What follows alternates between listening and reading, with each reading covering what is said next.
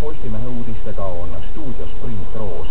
Pärnu jõel Sindi linnas Paisu all hukkus täna uppuvale inimesele appi läinud Pärnu päästekomando päästja. Tõenäoliselt hukkus ka päästetav. Pärnu päästekomando 2 hinnapäästjat läksid paadiga jõele, kuid paat sattus vee keerisesse ning läks ümber. 2 päästjat hukkusid vette ning jäid keerisesse. 1 päästja vajus vee alla. Kiirabi elustas 1987. aastal sündinud päästjat Aleksandrit, kuid kahjuks tulemusteta.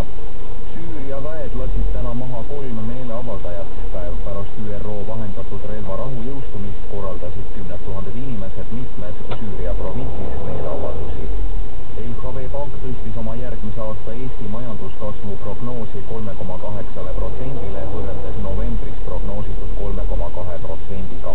Maksu- ja Tolliamet hakkas kontrollima 2285 kõrge riskiga ehitusettevõtte juhti, kelle legaalne sissetulek on 371 eurot kuus ja kelle juhitud firmades on tavaliselt vaid 1-3 töötajat. Maksu- ja Tolliameti teatel puudub kõrge riskiga igasugune muu tulu ja nad arvata, et nad valdavad oma mõttevad.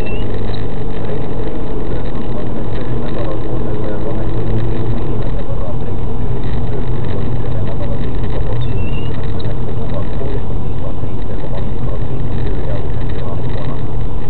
Balti riikide võrdluses oli aastane hinnatõus kõige kiirem Eestis ja kõige aeglasem Lätis. Eestis oli hinnad Statistikaameti andmeil 4,4% kõrgemad kui aasta tagasi märtsis. Leedus kerkisid hinnad aastases võrdluses 3,6% ja Lätis 3,3%.